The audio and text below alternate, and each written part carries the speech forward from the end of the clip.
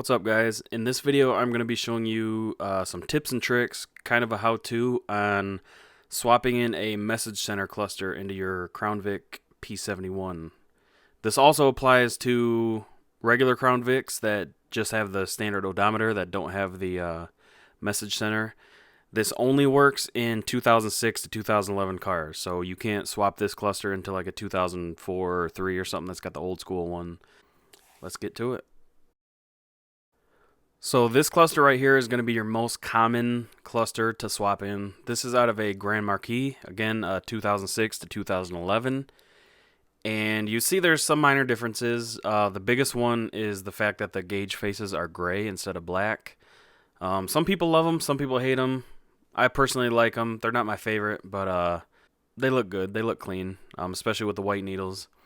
Also, the font is different, but one of the biggest things that people seem to not like, though, is the fact that all of these clusters only go to 120 instead of 140. So on the P71 cluster, you go up to 140. On these, you go up to 120.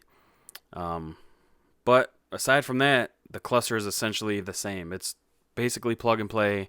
You got to add a couple wires. You get the big, beautiful message center that's got your speed, your mileage, odometer, fuel mileage. You've got 2 trip meters, or trip odometers, whatever you want to call them. You can enable an hour meter on there. And then I also have a Crown Vic variant to show you guys. This one, as you can tell, is obviously very modified, but you can see the difference. You have the black gauge faces. You have, the message center, obviously, in a completely different font. So I actually like this font a lot better. It just looks cleaner. It's a little bit easier to read, but again, you still just got the 0 to 120. You don't have the 140. But obviously, if you do have this cluster and you come across it, it's going to be green backlighting just like yours. This is the closest to the P71 cluster with the message center. So it's about your only options. You can use the Lincoln Town Car cluster, but for some reason, the CAN bus system is slightly different and it will not work with your AC. So your AC won't work. If it doesn't work already, it is definitely another option for you. That's another cluster that's really easy to come by, and it involves the same process as this because it's essentially the same cluster, but again, there's some minor differences in looks. I think it's got like some gray on the needles and a little bit different font, stuff like that. I know a few people have done the swap, so let's get into it. Alright guys, so here is what you're actually going to need for the swap. It's fairly simple, but it is intimidating, which is why I want to kind of make this video. One thing I will say with confidence, if you can do something like wire up an aftermarket radio, this swap will be easy as cake for you. So let's get into what you need for the swap. So you need one of these clusters. You can find ones like this one, my blue one right here. This is out of a Crown Vic. These are the hardest to find. 2007 to 2011 work, and then 2006 works in 2006. They are all work either way, but there are various little tiny differences. For instance, if you put like a 2007 cluster in a 2006, your airbag light's going to be on. If you put a 2007 and above cluster into 2006 and you have traction control, you can no longer turn it off because traction control communicated in a different way after 2006. Very minor differences, but something to note. I know a lot of P71s have the dash clusters lit up like Christmas trees as it is, so that might not bother people, but it's something worth mentioning. So on to what you need. So you need a cluster with a message center. Obviously, that's pretty simple. Then you're going to need these buttons. There's really no way around it. You need these. There is a way to wire up like switches, like a momentary switch that you can get at AutoZone and resistors and stuff. I do not have that information, so unfortunately I cannot help you with that. It might be on the internet somewhere, but I didn't want to kind of rigged up setup like that. I wanted it as factory as you could get. So this is the bare minimum. I really recommend, chances are if you can find these, you're going to have the dash trim that they came in. So that long piece of trim that goes all the way across your dash, these are actually right above the heat and AC controls, right below the radio, built into that piece. So grab that piece. That's switches across both Crown Vics and Grand Marquis. They both have a little bit different styling, but they both work between the cars. Town Cars does not. these are in a completely different spot. Along with these buttons, you're gonna need the harness for the buttons. So this plugs in just like that. And these look like they might be complicated, but it's not. So let me show you. Your orange wire, let's see right here, this orange and black, that's your illumination. So you can tap into this behind the radio, behind the climate control, somewhere where you've got an illumination wire. And all that does is make these buttons light up like so. You don't even need that. If you don't want them to light up, you don't even got to worry about that wire. And they will dim with a dash dimmer and stuff like that. Black, that's your ground. Just tap that into a ground somewhere, or put a little connector on the end and screw it into some metal. These three are what go to your cluster. And I will put a wiring diagram up of where they go, and I'm going to show you how to do that. This is really easy. So unfortunately, this whole harness is kind of built into the dash, so you can't just pull like the harness that this needs. You just got to cut as much as you can. And then this is what plugs into your cluster. So this is what's already in your car. And I'm going to show you what you have to do. Me personally, when I go to junkyards and stuff, I grab all this stuff. I have a lot of it on hand, and I sell it usually through Facebook and Instagram on the Crown Vic pages. So my package comes with the buttons, the plug for the buttons, one of the clusters, and then 3 pins. So you kind of need these if you want to do it a clean way. And what I mean by that is, again, this is what's in your car right now. This is plugged into your cluster. So this is plugged in like so. You press this little tab right here. I'm not going to lock it in all the way, but you press down a little bit right here and then go like this, and this thing unplugs. So let's pretend like we're in the car, but it's winter time, it's freezing, we're not actually in the car, so let's pretend. So the thing is, the way I sell these is I cut these out of the donor cars. And then what I do is I take this apart and I just pull 3 random pins. So these wires that I have do not match the colors of what's on the actual diagram, which I will post up right up here. So if you want to see this in depth, or take a screenshot or whatever, pause the video. So the thing you have to do, I believe this particular harness came out of a message center car, so it's already going to have them in there, but you'll still get the gist. So take anything flat. If you got like a spudger tool or a utility knife, flat-headed screwdriver, you're going to see one of these areas right here. There's going to be a little pin. So it's not on this side. It's going to be on the opposite side. See that? That little tab holds it in. Just kind of go under there and lift it up. I apologize about the weird angles here. You see that right there? Just lift it up a little bit. And then this whole plastic harness will kind of... might take you a couple tries, but once you get it, it's super simple. But then hold on to the housing and then pull it off the wires. So now you're just working with the bare plug here.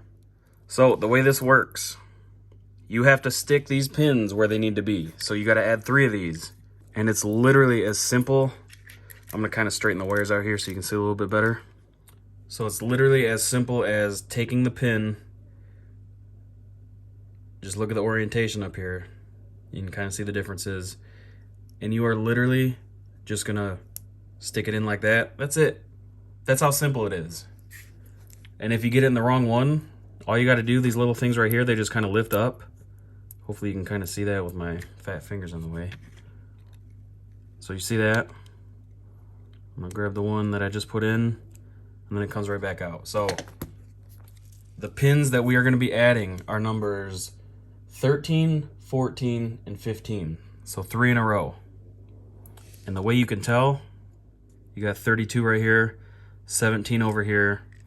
So that obviously means 17, 18, 19, 20, 21, 22, all the way up to 32. So obviously, we're not going to be on this side. We are going to be over here. And then you can see you've got 1 to 16 right there. So now you can obviously guess it's 1, 2, 3, 4, 5, so on and so forth. So we've got pins 13, 14, and 15. And each of them tells you what color the wire is. So that's what you got to kind of pay attention to.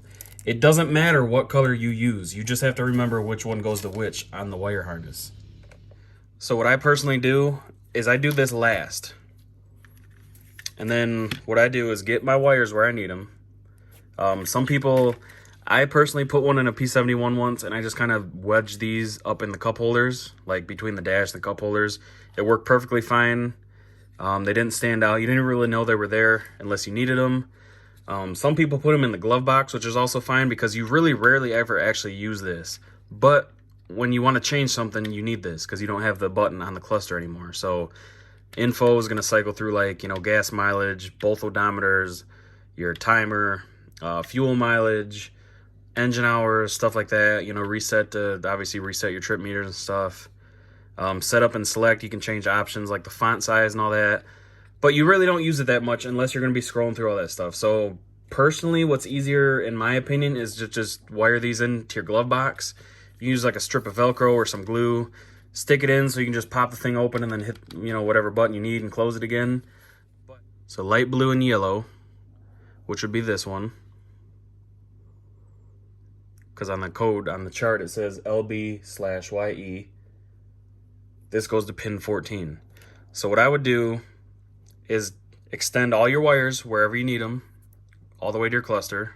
Put some extra in there, a couple inches extra. You can use speaker wire. I mean, honestly, anything with a decent gauge thickness like this. I mean, this is probably 18 or 20 gauge, and that's perfectly fine. Use some scrap, whatever you got, but I recommend soldering, but you can do crimps or butt connectors and stuff. Just know that down the road you may have to redo those, you know, just because corrosion and air gets into those connectors and stuff like that. But solder and heat shrink is definitely the preferred method, but the other stuff will work. So like I was saying, this one, light blue and yellow, this goes to pin 14. So let's pretend this wire right here is connected to this one. So we're going to find pin 14. So we know that this is 16, so we're going to go 16, 15, 14. So it's going to be the third one down.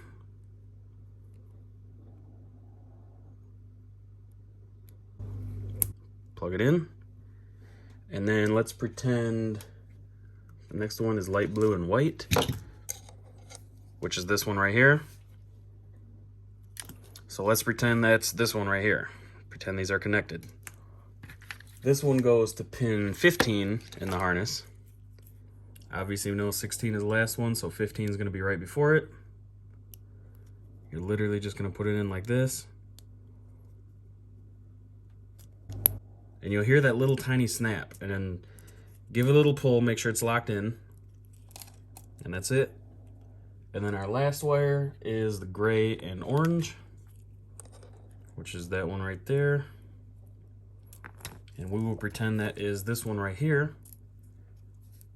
And that goes to pin number 13. So 16, 15, 14, 13. So we know that's this one right here. Sorry, I'm trying to do this looking through the camera and then looking away.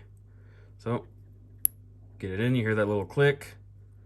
Give it a little tug, make sure it's not coming back out. And then you're done up here. So to put this back together now,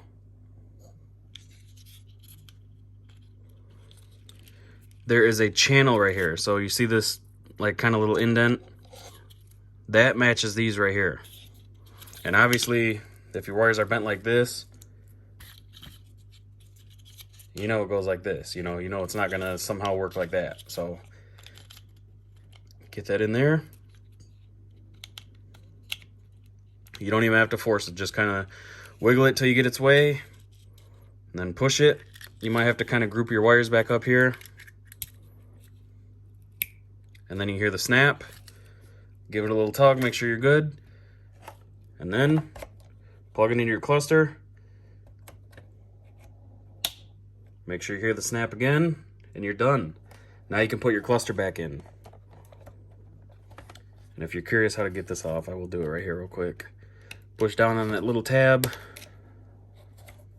and then just pulls right out. So now that you have everything connected, again, illumination is optional. Turn everything on, plug them in, and then make sure they work. My car already has this, so unfortunately I can't really show you, before and after. I do have like a little bench set up here though, for when I'm building the clusters. So I do apologize about all the glare here, but just to show you, buttons are obviously lit up, and then I can't do anything, unfortunately, because it's not connected to a car. So when they're not connected in the car, you get all kinds of errors because it can't communicate. But you hit reset, you know, clear some of the stuff out. You hit, oh, I can't do anything because of thinks the door's open. But another cool little trick, you can actually turn it into diagnostics mode. So what you're going to do, turn the car off. You're going to take your buttons, hold reset, and select. Turn your key on, keep holding it. And then you got engineering test mode. We're gonna sweep the gauges. This just kind of does like a little test.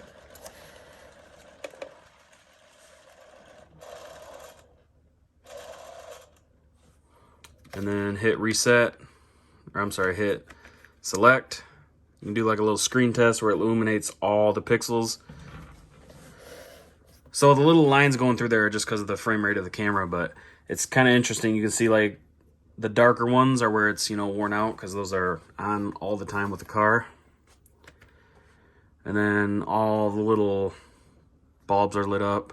So as you can see on this one, I've got like red check engine lights, red blinkers, red traction control. It's supposed to be a purple little warning light for the message center, but it came out more pink. And then all kinds of other interesting stuff.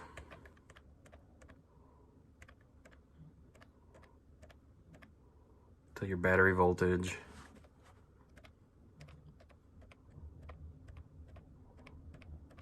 And then back to that. And that's it. Then you just turn your key back off and turn it back on. You'll be in the normal mode. So, hopefully this video helped somebody out. I've been selling quite a bit of these lately, so there, to my knowledge, there hasn't really been a video on how to do this. I mean, it's really simple, but it definitely helps sometimes if you, like me, I hate reading wiring diagrams. So if I could see a video or pictures of it, that definitely helps out. Leave a thumbs up if you like the video, if it helped you out at all. Drop some comments below if you're doing the swap yourself, or if you've done it, or if you got questions. And if you like my stuff, go ahead and subscribe. I would appreciate that too. And thanks, guys.